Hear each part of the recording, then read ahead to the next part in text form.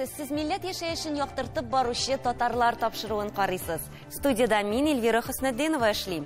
Бүген безнең программада Свердловск өлкәсендә җанисәп нәтиҗәләренә ачыклык кертүне дәвам итәбез. O перепись булды моны уже. А безгә булмады, ул безгә килмәделәр. Значит, без үзебезнең татарлыкны югата киләбез дигән сүз инде ул. Моң эчендә Асылташ, Казанда Филүсә Арслан китабын тәкъдим иттеләр. Үзгәртеп кору чорлары башлангач, җыр моңнарыбыз безнең моңсызлана башлады. Менә шул вакытта мин кулыма каләм алырга булдым. Каләм алырга мәҗбүр булдым. Сембердә татар китапханәсе эшчәнлеге.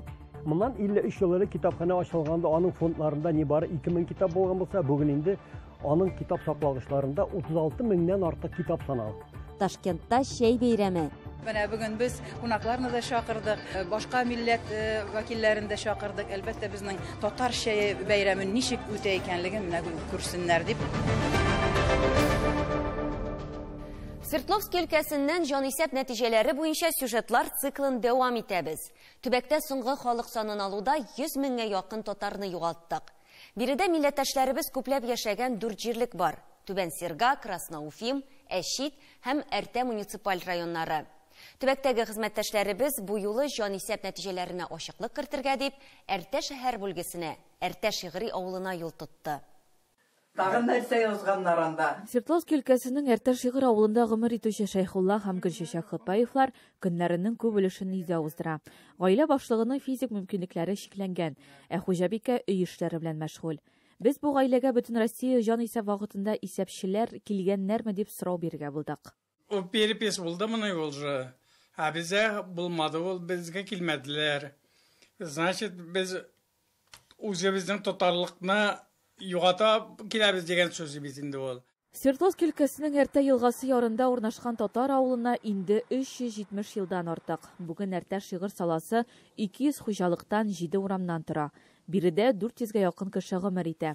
Әртә шигырьдән тыш Әртә шәһәр бүлгесенә Әҗыгыл, Манчаш тамак, Бакый, Бикмәт, Торна, Югуш тамак, Кишер тамак кебек татар авыллары да керә. 2010 елларда Югуш тамак һәм Кишер тамак сагаларында 66 кеше генә яшәгән. Соңгы елларда бу җирлекләр бөтенләй юкка чыккан дип әйтергә була. 10 ел арасында бездә кешеләр күбәйде, чөнки бик күп гаиләләр күченеп килделәр авылга, балалар белән дә килделәр күченеп. Кемнәр пенсияга чыкканнар инде, алар тоже күченеп килде. Без инде сорыйбыз, нигә сез үзегез яккарыгызга кайтып китмәдегез? Аларны безнең якка үрәнгәннәр.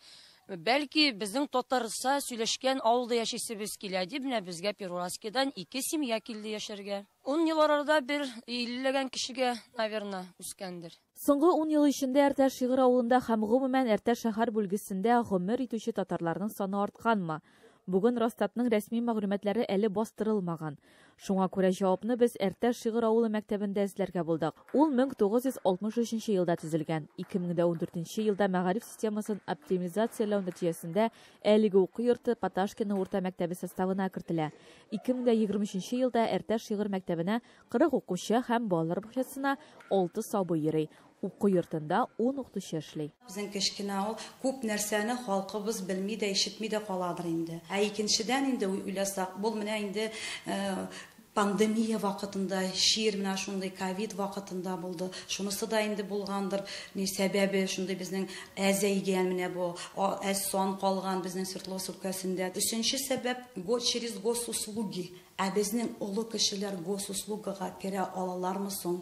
Ә безнең авылда менә буны карасак, безнең 4G дип интернет дип сөйлиләр. Безнең ешка, безнең авылда интернет юк. Шуннан сораулар. Анда бит әйтелмәгән, син кем, националистсың, кем татармы дип соралман, синең белгән телең, туган телең нинди дип сорыйлар. Соралганында анда конкретно шундый сораулар юк. Ә менә бу сорауны карап аңласаң гына, укып китсәң генә син аны җавап бирә аласың. Конкретика юк. Менә шулар булгандыр инде сәбәбе аның. Ә булай мин үзем татар булып, мин менә шундый татар телендә сөйләшеп, балаларым да минем татарча сөйләшеп, алдагы көннәрдә дә без татарлар күпбез. Әртә шигырь авылы мәктәбе Свердловск өлкәсе Әртә шәһәр бүлгесендә татар теле һәм әдәбиятын укыта торган 3 уку йортыннан берсе. Укытучылар әйтүенчә, татар телен саклау һәм үстерү матур шигырь булып кына калмаска тиеш. Әртә шигырьдә авыл хакимияте юк, клубны да янгын юкка чыгарган. 9-нчы сыйныфны тәмамлагач, яшьләр укуны дәвам итү һәм эш табу максатыннан Саладан күченергә мәҗбүр. Ә бирегә кире кайтырга теләүче булырмы? Татар телен, халкының мәдәниятен сагынса, әлбәттә кайтыр. Тик моның өчен ул бала чактан ук туган телен белергә һәм яратырга тиеш. Бу беренче чиратта татар мәктәпләренең һәм татар теле укытучыларының дәрәҗәсен үстерүдән тора. Шулай булса гына татар авылы яшәячәк һәм өлкәләрдә татарларның саны артачак. Олия Садыкова, Әлфия Гаптышева, татарлар, Свердловск өлкәсе.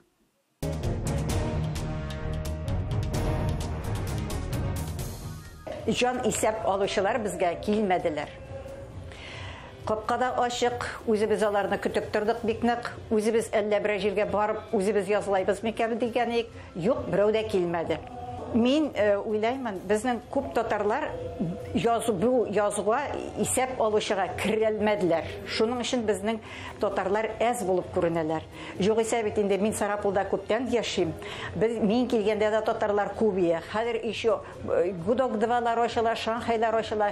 Без күбәябез, ә безнең сон кимеп бара. Ул дөрес түгел.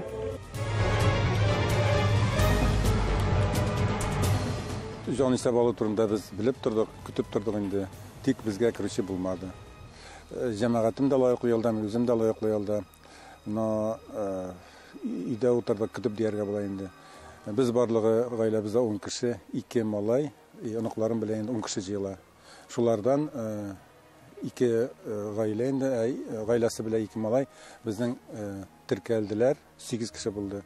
Ә безгә 2 кеше калды. Без җәмәгатем белән теркәлә алмады, күрсәтә алмады үзенең татар икәнне. Олар интернет аша теркәлде? Әйе, алар инде интернет аша теркәлделәр. Но шулай була карамастан җан исәп алу кирәкле дәрәҗәдә булмады дип саныйм. Сарапул тарихын үзем өйрәнәм, музей белән шөгыльләнәм. Беләм, что Сарапулда 7300 татар яши. Шуларның 30% безнең теркәлә алмаган. Җан исәп алдыннан инде бөтен татар конгрессы вәкилләре дә үзләренең уртага килгәч безгә һәр вакытта әйтеп килделәр. Туган телен дөрес күрсәтергә дип. Шулай булгач, бу нәтиҗә дөрес түгел инде. Без кимемәдек, без бар, без яшибез, эшлибез.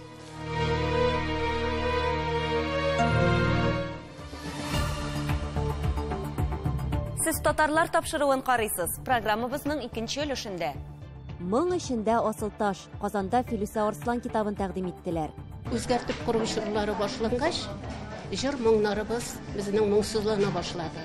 Менә шул вакытта мин кулыма каләм алырга булдым. Каләм алырга мәҗбүр булдым. Сембердә татар китапханәсе эшчәнлеге. Моннан 53 еллары китапхана ачылганда аның фондларында нибары 2000 китап булган булса, бүген инде аның китап саклагычларында 36 меңнән артык китап саналган. Ташкентта шәй бәйрәме. Менә бүген без кунакларны да чакырдык, башка милләт вәкилләрен дә чакырдык. Әлбәттә безнең татар шәй бәйрәме ничек үтә икәнлеген менә күрсеннәр дип.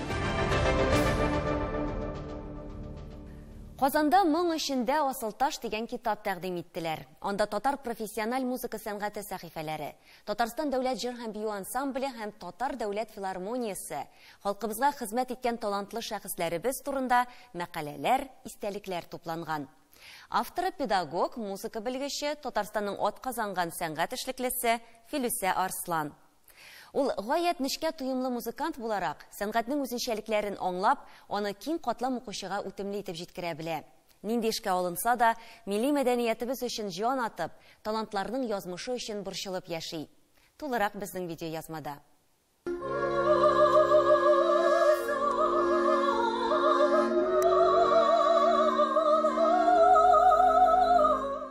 Бөтен дөнья татар конгрессында җыр моң бәйрәме, чөнки китап авторы Филүсә Арслан үзе дә шул өлкәдә профессионал. Үзе тыйнак, затлы, тыныч, шул ук вакытта күңелендә диңгез тирәнлеге белем. Ул заманында татар телендә хор белеме буенча программалар төзегән һәм хор музыкасын укыткан. Музыка дәреслекләрен татар теленә тәрҗемә иткән. Гомумән, милләт өчен тырышучы фидакарь шәхес. Мен үзем Филүсә ханымны бик күптәннән беләм. 90-нчы еллардан бирле бөтен милли чараларда, милли хәрәкәт үткәргән чараларда бик еш күрә идем. Бик тыйнак, бик мөлаем, шул кадәр зәвыклы ханым. Кем икән дип уйлыйдым инде. Мин якыннан белмәдем. Аннан соң инде матбугатта аның чыккан мәкаләләрен һәрдаим укып бардык, ләкин мин аны ул икәнен белмәдем. Безгә соңрак танышырга туры килде. Менә соңгы елларда инде якыннан аралашабыз һәм мин бик шатмын. Филүсә кебек шәхесне тануыма, аның белән якыннан аралашуыма, аның белән дус булуыма. Филүсә белән без татар моңын, татарча җырлау манерасын саклауга бәйле үзара уртак фикердә булуыбызга нисбәтле сөйләшүләрдән башланып киткән иде. Менә бу китапта да Филүсә аның бик күп фикерләрен менә шушы юнәлештә күрәм. Аны иң берчеганы менә үзебезгә хас булган башкару өслубын саклап калу. Саклап калу гына түгел, теге яисә бу җырны ишетүгә җыр тыңлаучының күңелендә дулкын булдырту.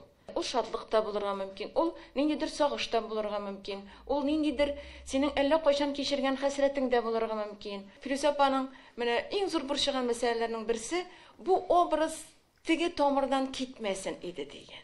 Biz bit alabızda tutakaba mene şuay min işlim bitti gitti vesselam. Avul kengəşib şuna göre onun bütün işlegen işi, onun bütün çıkargan kitapları, bütünüsü olar tege hatasız, gayipsiz kişiye ağırlık tidirmişe. Ne матур аның, ул камил, мөкәммәл аның bütün эшләгән эшләре. Китабында татар сәнгате һәм мәдәнияте өлкәсендә хезмәт куючы шәхесләрне башка яктан ачкан ул. Күбесе белән таныш була. Алар белән бәйле төрле вакыйгаларны туплаган. Басмада 100гә якын шәхесләребез турында язылган. Мин үземнең күп еллар буе алып барган мәдәният сәнгать өлкәсендә эзләнүләрем, күзәтүләрем, аралашуларым нәтиҗәсендә менә шулай туды бу китап. Һәм үзем аларны туплап китап итеп чыгардым. Инде бик күп еллар менә шулай мин мәдәният өлкәсендә мәкаләләр яздым. Бу китапка минем мәкаләләрнең 70% diyeyim, 75% kirdi. Kалганнары күп әле. Үзем турында язылганнары бар. Үзем турында мин монда күп кертергә тырышмадым. Филүсә Арслан уннан артык китап чыгарган шәхес, йөзләгән мәкаләләр авторы. Үз вакытында Татарстан радиосында шәхесләр турында берәр сәгатьлек тапшырулар ясаган. Аларның күбесе китапка да кергән. Басманың кыйммәте дә шунда. Биредә Вафира Гыйззатуллина, Зифа Басырова, Габдулла Рәхимкулов, Таһир Якупов, Рамил Курамшин кебек төрле вакытларда бакыйлыкка күчкән шәхесләребез белән бер рәттән бүген дә исән моң ияләре урын алган. Бу китапны ул күптән хыялланып җирдә эшләргә дип чыгарырга дип һәм ул ниһаять аны чыгарды. Аллага шөкер, үзе дә бик шат иде, бик тырышты ул моны чыгарырга.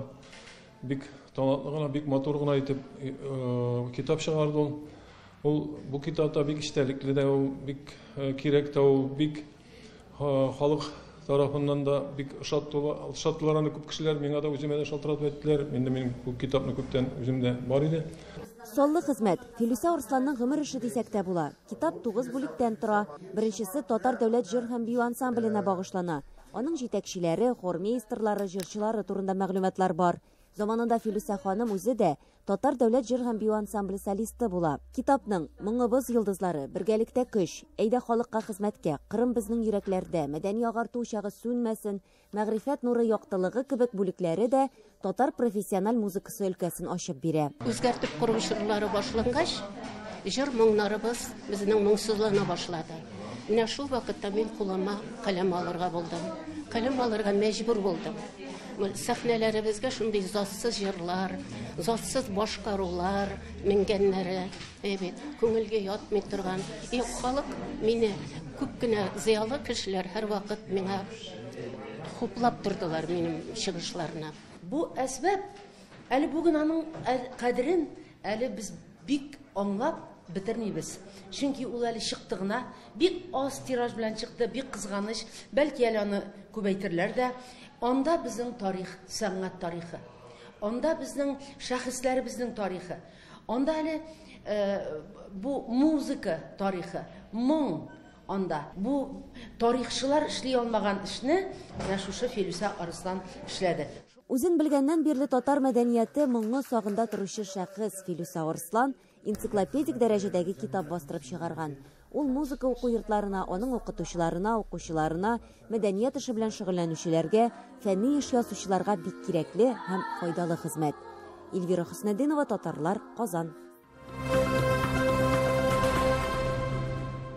Октябрь инкыйлабыннан соң 1918 елда Сембер шәһәр комитетының милли эшләр бүлеге каршында татар китапханәсе ачыла. Ул чакта татар җәмәгатьчелеге үтенеше буенча ачылган әлеге китапханәдә рус һәм татар телләрендә 400 дана китап була.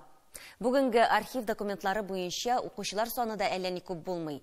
Нибары 387 кеше исәпләнә. Моннан 105 ел элек Сембердә ачылган татар китапханәсенең тарихы һәм аның бүгенге эшчәнлеге хакында Ульяновскидагы үз хәбәрчебез Рамис Сафин сөйләр. Архив документлары буенча Сембердә беренче татар китапханәсе ачылган елларда тегеләрәге 1918 елда шәһәрдә 2791 татар исәпләнә. Шуңа күрә китапханә йөрүчеләрнең саны 300-дән артып китүе заманына күрә бу әлбәттә зур сан. Фонд татарской библиотеки был 400 экземпляров книг. После этого, конечно, библиотека много раз переезжала, была и на Федерации, на Верхней Полевой, на Гагариной, и уже в 1970 году она переехала в это здание, где и находится сейчас. Фонд в то время был более 2000 экземпляров книг. То есть этот фонд перешел именно из татарской библиотеки, которая была основана в 1918 году. Зур еллардан бирле Сембер татарлары тарихын өйрәнүче тарих фәннәре кандидаты Римма Вильданова үзенең «Книжный культур симбирских татар» дигән китабында язганча, ул елларда китапханәләр китап саклау яисә уку өчен генә түгел, укырга, язарга өйрәнү, наданлыкны бетерү максатларында да эшли торган була. 1970 елда татар китапханәсе хәзерге урынына шәһәрнең Верхняя Полевая урамындагы яңа бинага күчә. Ул Идел буендагы халыклар әдәбияты белән тулыландырыла һәм аңа Бердәмлек дигән исем бирелеп, ул милли китапханәгә әйләнә. Моннан 53 ел элек китапханә ачылганда аның фондларында нибары 2000 китап булган булса, бүген инде аның китап саклагычларында 36 меңнән артык китап санала. Шуларның 4500 татарныкы булса, чуашныкы 900, мукшы телендәге китапларның саны 400-гә җитә. Ульян шәһәрнең бердән-бер милли китапханәсе бүген китап укучыларга китап бирү, аны кабул итү белән генә шөгыльләнми. Ул көн саен күп кырлы эшчәнлеге алып бара. Бирдә еллар дәвамында Татарстанның бик күп әдәбият әһелләре, танылган язучылары, байтак кына сәнгать сталары белән бик күп очрашулар узып тора. Тамашачылар да зал тутырып килә. Без укытучылар белән эшлибез, Эмет газетабыз белән эшлибез, шулай автономиябыз. Без бергә җыелып, үзебезнең планны куябыз да, шул планга үзара куеп эшләп китәбез. Бу китапханә безнең туган урыныбыз сыман. Иң беренче милли хәрәкәтебез мәшиннән башланып китү урыны инде бу. Бик яратып йөрибез бит монда без. Мин үзем генә түгел, үземнең туганнарымны, дусларымны алып килергә тырышам, бөтен очрашуларга, китапларны, яңа китапларны укырга. Кайсы журналларны әле бездә инде яздырып өлгермәгән булсак, мен шул журналлардан да инде журналларны да укырга киләбез шунда. Әл күптән түгел генә бу уку залында Казанның Кәрим Тинчурин исемендәге татар дәүләт драма һәм комедия театры артистлары белән кызыклы очрашу узды.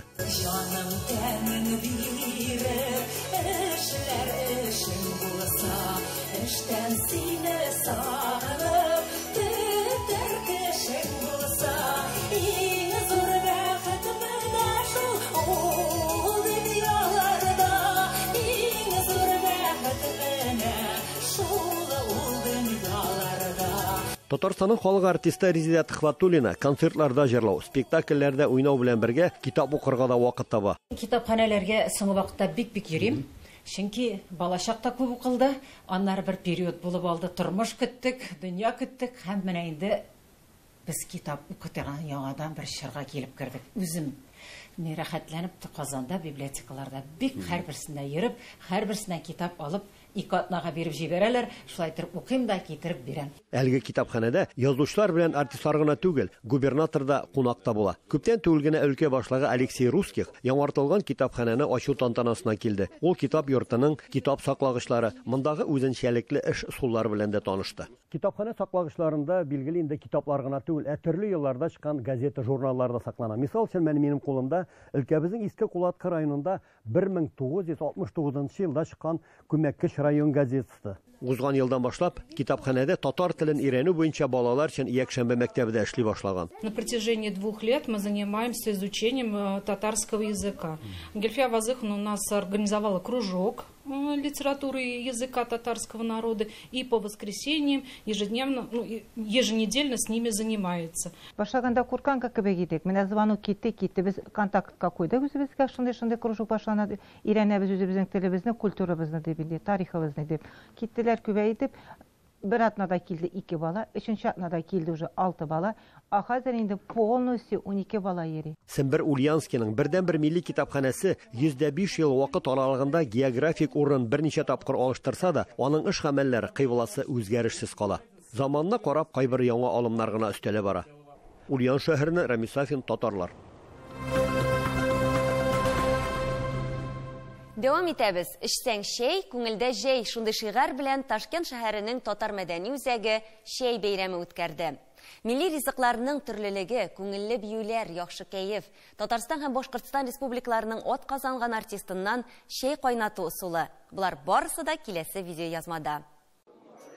Татар ул Аллага табынучы, түбәтә киеп, шәй эчеп йөрүче кеше. Мондый стереотип кешеләрдә шактый вакыттан бирле яшәп килә. Шәй табыны артында алып барылган әңгәмәләр татар социаль мәдәниятенең аерылгысыз өлеше ул. Шуңа күрә бу юла кулинария өлкәсеннән бигрәк социаль мәдәни өлкәгә карый. Татар өчен шәй бит инде ул бөтен нәрсә. Әйбит, шәйгә бөтен кунакларыбызны чакырабыз. Әгәр дә арып талсак та, шәй ишик дип алабыз, әйбит. Эш качмас, шәй эчеп алыйк әле дип әйтәбез бит инде, әйбит. Татар халкы үзенең гореф-гадәтендә, үзенең менә шул хәтта шәй эчүендә онытырга тиеш түгел. Ул һәрбер халык алдында үзенә күрә бер үрнәкме, үзенә күрә бер матурлык, аннан соң үзеңнең татарлыгыңны да онытмаска кирәк. Менә шуның өчен менә шундый матур кичәләр үтәргә тиеш дип уйлыйм. Тәмле ризыклардан сыгылып торган өстәлләр, хуш әңгәмәләр, милли җырлар һәм әлбәттә шәй. Бәйрәмне алып баручы Фирүзә Халдарова шулай кунакларга үзенең иң яраткан шәй кайнату усулын күрсәтте.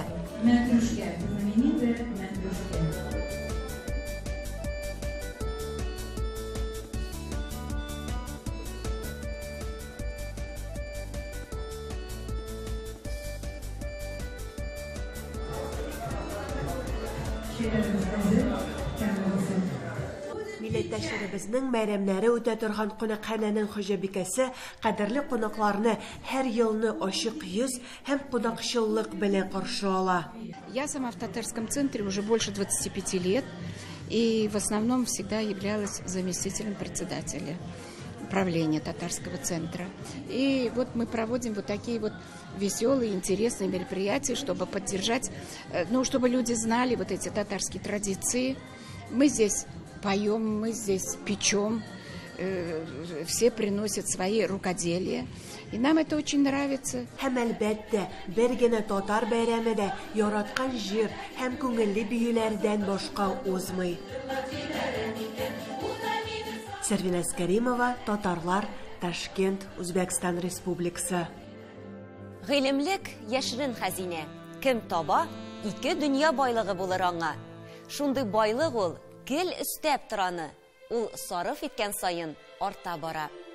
Габдрахим Мутазимани шигыре белән тапшыруыбызны төгәллибез. Исән сау булыгыз.